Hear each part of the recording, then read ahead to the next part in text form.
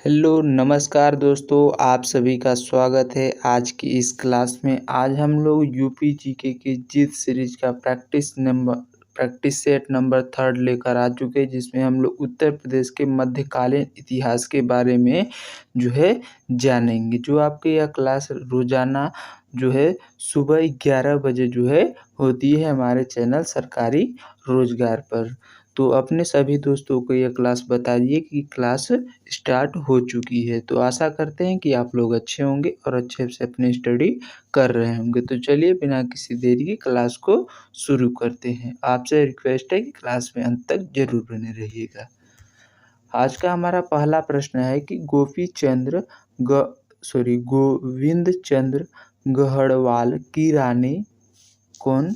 गोविंद चंद्र गढ़वाल की रानी कुमार देवी ने धर्म चक्र जिन विहार कहाँ पर बनवाया था? किसका निर्माण?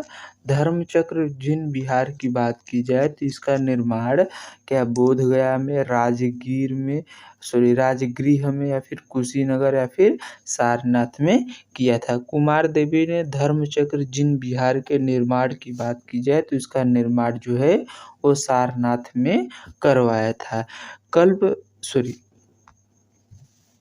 कृत्यकल्प नामक ग्रंथ के रचयिता कौन है? तो लक्ष्मीधर है, जो गढ़वाल वंश से संबंधित है। चंदावर का युद्ध 1194 ईस्वी में राजा जयचंद्र और गौरी के बीच हुआ था। वही बात करें सारनाथ में प्रसिद्ध जिन विहार का निर्माण हुआ है, जिसका निर्माण कुमार देवी ने करवाया था, जो गोविंद चंद्र गढ़वाल जो थी इनकी रानी थी। इसी के साथ अगले प्रश्न की तरफ बढ़ते हैं। अगला प्रश्न हमारा है कि जुजाक भुक्ति का प्राचीन नाम क्या था? जो जुजाक भुक्ति है इसका प्राचीन नाम था बघेलखंड का, बुंदेलखंड का, मालवा का, या फिर विदर्भ का। तो जुजाक भुक्ति किसका प्राचीन नाम है? तो जुजाक भुक्ति वो बुंदेलखंड का, किसका? बुंदेलखंड का प्राचीन नाम है। बुंदेलखंड क्षेत्र की बात करें तो इसके अंतर्गत झांसी, जालौन, हमीरपुर, महोबा, बांदा आदि आती हैं। झांसी का प्राचीन नाम बलवंत नगर था। यह चंदेलों के समय जुजाक भुक्ति कहलाता था। कौन सा? बुंदेलखंड क्षेत्र वह चंदेलों के समय जुजाक भुक्ति कहा जाता था। इसी के साथ अगले प्रश्न की तरफ बढ़ते हैं। अगला प्रश्न हमारा है कि निम्न में से कौन सा चंदेल शासक महमूद गजनवी से पराजित नहीं हुआ था? वो कौन सा चंदेल शासक है जो महमूद गजनवी उससे पराजित नहीं हुआ था?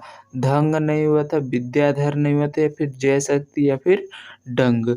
तो बात करें महमूद गजनवी से विद्याधर चंदेल शासक पराजित नहीं हुआ था। विद्याधर की बात करें, विद्याधर ने कन्नौज के प्रतिहार राजा राज्यपाल की हत्या की थी। वह एकमात्र हिंदू शासक था जिसने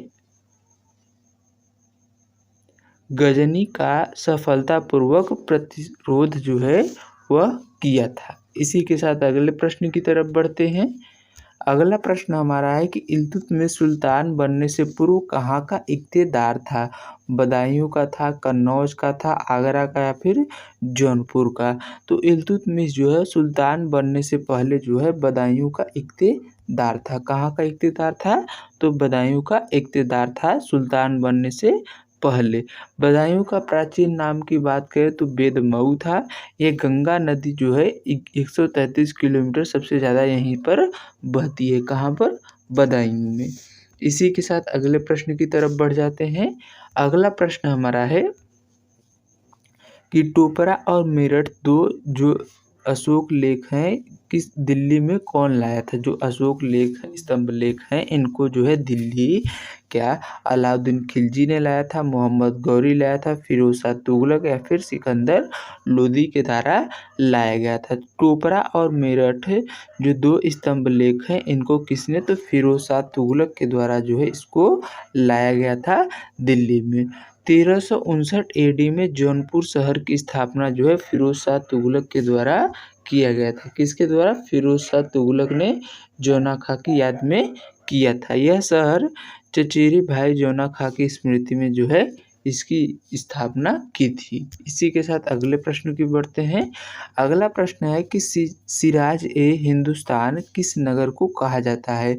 जौनपुर, लखनऊ, दिल्ली या फिर आगरा? तो सिराज ए हिंद या फिर सिराज ए जो हिंदुस्तान है वह जौनपुर शहर को कहते हैं। किस शहर को कहते हैं? जौनपुर को कहते हैं। यह प्रसिद्ध शाही पुल गोमती नदी यहीं पर स्थित है। कहाँ पर? जो है जौनपुर में। अटाला, लाल दरवाजा और जामा मस्जिद जो है वह यहाँ की शान है। कहाँ की? जौनपुर को सिराज हिंद के नाम से भी जाना जाता है। मुगल बादशाह अकबर ने के विरुद्ध फतवा जारी यहीं से किया गया था। इसकी जो है जौना खां की याद में जो है फिरोज शाह तुगलक ने इसकी स्थापना की थी। इसी के साथ अगले प्रश्न पढ़ते हैं।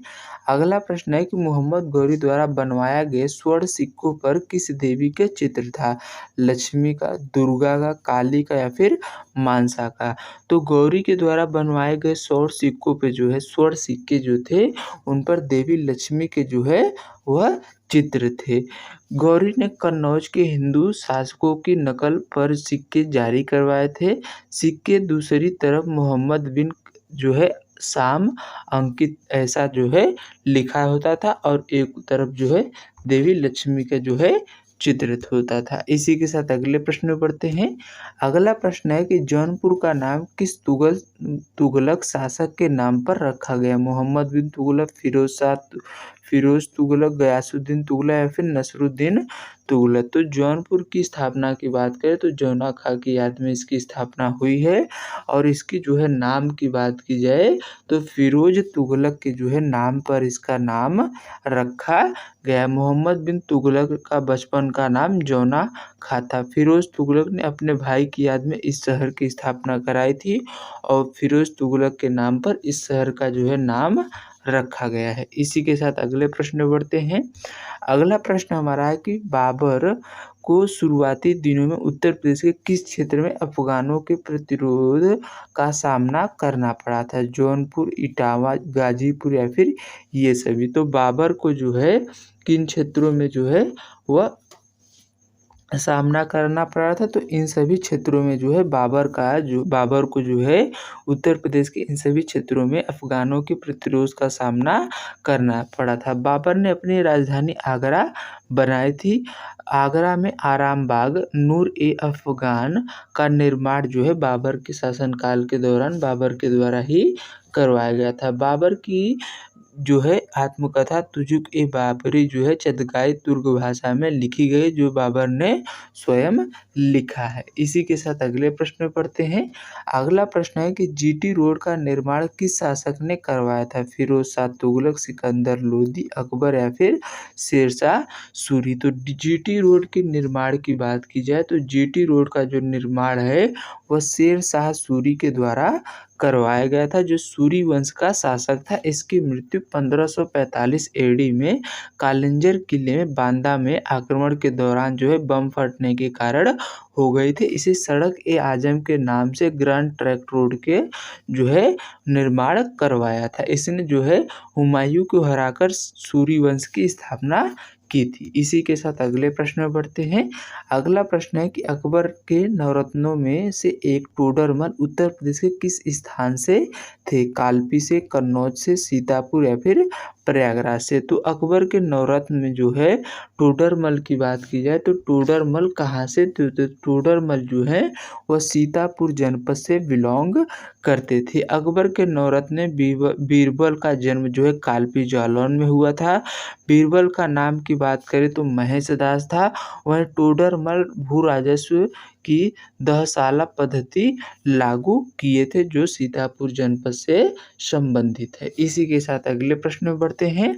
अगला प्रश्न हमारा है कि किस शासक ने मुगल साम्राज्य की आरंभिक राजधानी आगरा से दिल्ली स्थानांतरित किया था? सिकंदर लोदी, जहांगीर, औरंगजेब या फिर शाहजहां? तो किसने जो आरंभिक राजधानी को आगरा से जो है दिल्ली स्थानांतरित करने का कार्य किया था? तो दिल्ली से स्थानांतरित करने का कार्य जो है शाहजहां के द्वारा किया गया था। और कब किया गया था? 1638 ईस्वी में जो है राजधानी दिल्ली बदली गई थी शाहजहां के द्वारा। आगरा किले के अंदर मोती मस्जिद का निर्माण शाहजहां ने ही करवाया था। और यहीं पर है मुसम्मन बुर्ज का भी निर्माण शाहजहां के द्वारा करवाया गया था। इसी के साथ अगले प्रश्न में बढ़ते हैं। अगला प्रश्न है कि आगरा की मोती मस्जिद का निर्माण किसने करवाया था? तो आगरा की मोती मस्जिद अकबर, शाहजहां, औरंगजेब या फिर दारा शिकोह? तो आगरा की मोती मस्जिद का निर्माण अभी अभी जस्ट हमने बताया कि शाहजहां के द्वारा करवाया गया था। आगरा फोर्ट के भीतर मोती मस्जिद पूर्णतः संगमरमर से जो है वह बनी है। कौन सी? मुगल स्थापत्य शैली में। इसी के साथ अगले प्रश्न में बढ़ते हैं। अगला प्रश्न है कि फतेहपुर सीकरी नामक शहर की स्थापना किसने की? अकबर, जहांगीर, शाहजहां या फिर औरंगजेब? तो फतेहपुर सीकरी नामक शहर की स्थापना की बात करें तो किसके द्वारा? तो फतेहपुर सीकरी जो है शहर, इसकी स्थापना जो है अकबर के द्वारा जो है वह किया गया था। बुलंद दरवाजा, जोधाबाई महल, पंचमहल यहीं स्थित है। यह शेख सलीम चिश्ती का मकबरा भी है फतेहपुर सीकरी में। कहाँ पर? फतेहपुर सीकरी में ही है। इसी के साथ अगले प्रश्न में बढ़ते हैं।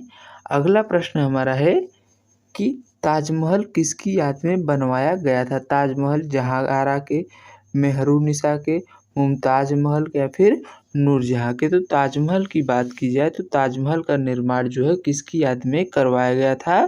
तो ताजमहल का निर्माण जो है वो किसकी याद में? शाहजहां के द्वारा इसका निर्माण करवाया गया था। तो ताजमहल का निर्माण जो है वो आपके मुमताज महल की याद में करवाया गया था। किसकी याद में? मुमताज महल जो है इनकी याद में करवाया था, जिनका वास्तविक नाम अर्जुमंद बानो बेगम था। इसके वास्तुकार की बात करें तो उस्ताद अहमद लाहौरी है। 1983 ईस्वी में इसको यूनेस्को ने विश्व धरोहर सूची में जो है वो शामिल किया है। इसी के साथ अगले प्रश्न की तरफ बढ़ जाते हैं। अगला प्रश्न हमारा है कि वाराणसी के विश्वनाथ मंदिर को जो है किस मुगल बादशाह ने ध्वस्त किया था? जहांगीर ने, औरंगजेब ने, अकबर ने या फिर हुमायूं ने? तो वाराणसी के विश्वनाथ मंदिर की बात की जाए तो इसको ध्वस्त करने का काम जो है वो कौन से किसके द्वारा किया गया था? तो औरंगजेब के द्वारा जो है इसको ध्वस्त किया गया था। मंदिर को ध्वस्त कर ज्ञानवापी मस्जिद का निर्माण भी औरंगजेब के द्वारा जो है वह करवाया गया था। इसी के साथ अगले प्रश्न की तरफ बढ़ते हैं। अगला प्रश्न है कि प्रसिद्ध अमीर खुसरो किस बादशाह के दरबार से संबंधित थे? आसिफउद्दौला से, गयासुद्दीन बलबल से, मोहम्मद शाह या फिर ऐबक से? तो अमीर खुसरो जो है एक किसके दरबार में रहते थे? तो अमीर खुसरो की बात की जाए तो ये अमीर खुसरो जो हैं वो गयासुद्दीन बलबन के दरबार में रहते थे। इनका जन्म 1253 ईस्वी पटियाली गांव कासगंज में हुआ था। इन्हें हिंदी खड़ी बोली का जनक भी माना जाता है। किसको? अमीर खुसरो को। इसी के साथ अगले प्रश्न में बढ़ते हैं। अगला प्रश्न हमारा है कि सूफी संत हाजी वारिस अली शाह की मजार पर मेला कहाँ लगता है? फतेहपुर सीकरी में, कालिंजर में, देवा शरीफ में या फिर गढ़ मुक्तेश्वर में? तो यह जो है बाराबंकी के जो है देवा शरीफ में यह मेला लगता है। कहाँ पर? देवा शरीफ में। इसी के साथ अगले प्रश्न में बढ़ते हैं। अगला प्रश्न हमारा है कि बेगम समरूप ने एक अर्ध प्रसिद्ध चर्च का निर्माण कहाँ पर करवाया है? माउंट आबू में, नैनीताल में, सरधना मेरठ में या फिर कानपुर में? तो इसका निर्माण जो है बेगम समरू के जो है एक अर्धचंद्र का निर्माण जो है वह कहाँ पर करवाया है? सरधना मेरठ में जो है इसका निर्माण करवाया गया है। उत्तर प्रदेश के मेरठ जिले में पड़ता है। इसी के साथ अगले प्रश्न में बढ़ते हैं। अगला प्रश्न हमारा है कि आगरा की मोती मस्जिद कहाँ की? आगरा की जो मोती मस्जिद आपकी है, आगरा की मोती मस्जिद का निर्माण किसने? अकबर ने, शाहजहां, औरंगजेब या फिर दारा सिकोह। तो इसका निर्माण जो है आगरा की मोती मस्जिद का शाहजहां के द्वारा करवाया गया है। मोती मस्जिद या मस्जिद सफ़ेद संगमरमर से बनी है। शाहजहां ने इसे आगरा किले की शाही दरबार के लिए बनवाया था। इसी के साथ अगले प्रश्न में बढ़ते हैं। अगला प्रश्न है जामा मस्जिद कहाँ पर स्थित है? संभल, आगरा, सिकंदराबाद या फिर जौनपुर में। तो जामा मस्जिद जो है वो कहाँ पर अवस्थित है आपको ये बताना है। तो जामा मस्जिद आपका जौनपुर में अवस्थित है। संभल की जामा मस्जिद का निर्माण बाबर ने करवाया था। यह मुगल काल की शुरुआती संरचनाओं में से एक है। इसी के साथ अगले प्रश्न में बढ़ते हैं। अगला प्रश्न है कि फतेहपुर सीकरी नामक शहर की स्थापना अकबर, जहांगीर, शाहजहां या फिर औरंगजेब। तो फतेहपुर शहर की स्थापना अकबर के द्वारा कराया गया है। प्रमुख इमारतें यहाँ पर बुलंद दरवाजा, जोधाबाई महल, पंचमहल है। या कुछ इमारतें जो है मुगल साम्राज्य की राजधानी भी रही हैं। इसी के साथ अगले प्रश्न में बढ़ते हैं। अगला प्रश्न है कि जहांगीर महल का निर्माण जहांगीर, अकबर, हुमायूं या फिर शाहजहां ने करवाया था। तो जहांगीर महल जो है इसका निर्माण जो है अकबर के द्वारा जो है वह करवाया गया था। ये आगरा फोर्ट के अंदर स्थित सबसे बड़ी आवासीय इमारत है। अकबर ने इसे अपने पुत्र जहांगीर के लिए बनवाया था। इसी के साथ अगले प्रश्न में बढ़ते हैं। अगला प्रश्न है कि शेख सलीम चिश्ती का मकबरा किस शासक द्वारा बनवाया गया था? शेख सलीम चिश्ती का मकबरा जो है अकबर के द्वारा बनवाया गया था। यह स्थान फतेहपुर सीकरी में अवस्थित है। सूफी संत स्मारक है। यह मकबरा अपनी बारीक जाली के कारण जो है प्रसिद्ध है। इसी के साथ अगले प्रश्न में बढ़ते हैं। अगला प्रश्न है कि ताजमहल किसकी याद में शाहजहां द्वारा बनवाया गया था? जहां आरा, मेहरुनिसा, मुमताज महल या फिर नूरजहां। तो मुमताज महल की याद में बनवाया गया था। इसी के साथ अगले प्रश्न की तरफ बढ़ते हैं। अगला प्रश्न हमारा है कि वाराणसी के विश्वनाथ मंदिर, ये तो भी हो गया औरंगजेब के द्वारा। प्रश्न जो है दोबारा रख दिए गए हैं, सॉरी उसके लिए माफ़ी चाहते हैं। बुंदेलखंड के विद्रोह का नेतृत्व किसने किया था? तो बुंदेलखंड में विद्रोह के नेतृत्व की बात करें राजा बुंदेला ने, गोकुला ने, वीर छत्रसाल ने या फिर राजा राम ने। तो बुंदेलखंड में विद्रोह जो है वीर छत्रसाल के द्वारा जो है वह किया गया था। औरंगजेब की नीतियों का इसने विरोध किया था। इन्होंने बुंदेलखंड में एक स्वतंत्र राज्य की नींव भी रखी थी। इसी के साथ अगले प्रश्न में बढ़ते हैं। अगला प्रश्न है कि औरंगजेब ने राजा राम के नेतृत्व वाले जाट विद्रोह को दबाने के लिए किसका अनुरोध किया था? राजा मान सिंह, राजा जय सिंह, राजा चेत सिंह या फिर राजा बिशन सिंह। किसका अनुरोध जो है उन्होंने किया था? तो राजा बिशन सिंह का जो है उन्होंने अनुरोध किया था इस विद्रोह को दबाने के लिए। किसने? औरंगजेब ने। औरंगजेब ने आमेर के राजा बिशन सिंह से सहायता मांगी थी। राजा राम ने अकबर के मकबरे को भी लूटा था। इसी के साथ अगले प्रश्न में बढ़ते हैं। अगला प्रश्न है कि शाह आलम द्वितीय को कंपनी का पेंशन भत्ता बनकर किस नगर में रहना पड़ा? प्रयागराज, लखनऊ, मेरठ या फिर बनारस में। तो इसको जो है कहाँ पर रहना पड़ा? तो जो है शाह आलम द्वितीय की बात की जाए तो शाह आलम द्वितीय को जो है प्रयागराज में पेंशन याफ्ता जो है बनकर रहना पड़ा था। इलाहाबाद संधि के तहत यह किया गया था। 1765 की संधि के बाद शाह आलम प्रयागराज इलाहाबाद में रहे। वह अंग्रेजों के संरक्षक में रहने वाले पहले मुगल सम्राट थे। इसी के साथ अगले प्रश्न में बढ़ते हैं। अगला प्रश्न है कि प्रसिद्ध अमीर खुसरो की किस बादशाह के दरबार से संबंध थे? तो गयासुद्दीन बलबल के। इसी के साथ अगले प्रश्न में बढ़ते हैं। अगला प्रश्न है कि निम्नलिखित में किसे हिंदी खड़ी बोली का जनक माना जाता है? अमीर खुसरो, जायसी, कबीर या फिर अब्दुल रहीम खान ए खाना को। तो हिंदी खड़ी बोली का जनक जो है अमीर खुसरो को माना जाता है। खुसरो ने फारसी के साथ साथ हिंदी खड़ी बोली का प्रयोग किया। इन्हें सितार और तबले का आविष्कारक भी माना जाता है। इनका जन्म पटियाली कासगंज में हुआ था। इसी के साथ अगले प्रश्न में बढ़ते हैं। अगला प्रश्न है कि भारतीय पर्यावरण को चित्रित करने वाला प्रथम फारसी कवि कौन था? अमीर खुसरो, अमीर हसन, अबू तालिब कलीम या फिर फैज़ी। तो भारतीय पर्यावरण को चित्रित करने वाला प्रथम फ़ारसी कवि की बात की जाए तो प्रथम फ़ारसी कवि जो है आपके अमीर खुसरो थे। अमीर खुसरो भारत को धरती का स्वर्ग मानते थे। इनकी रचनाओं को भारतीय ऋतुओं और पक्षियों का वर्णन भी मिलता है। इसी के साथ अगले प्रश्न बढ़ते हैं। अगला प्रश्न है कि जौनपुर राज्य का अंतिम शासक कौन था? मोहम्मद शाह, हुसैन शाह, मुबारक शाह या फिर इब्राहिम शाह? तो जौनपुर राज्य का अंतिम शासक की बात की जाए तो सरकी साम्राज्य का अंतिम शासक जो जौनपुर में था वह हुसैन शाह था। कौन था? हुसैन शाह जो था अंतिम शासक था। बहलोल लोदी ने जौनपुर पर आक्रमण कर इसे दिल्ली में मिला लिया था। इसी के साथ अगले प्रश्न की तरफ बढ़ते हैं।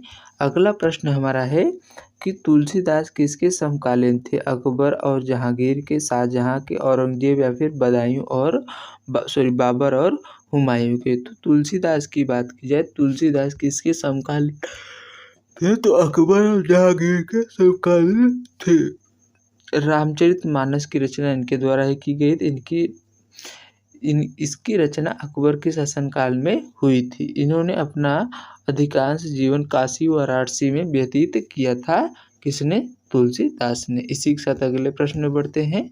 अगला प्रश्न हमारा है कि अयोध्या स्थित बाबरी मस्जिद का निर्माण किसने करवाया था? बाबर ने, हुमायूं, निजामुद्दीन मुल्क ने या फिर मीर बाकी ने?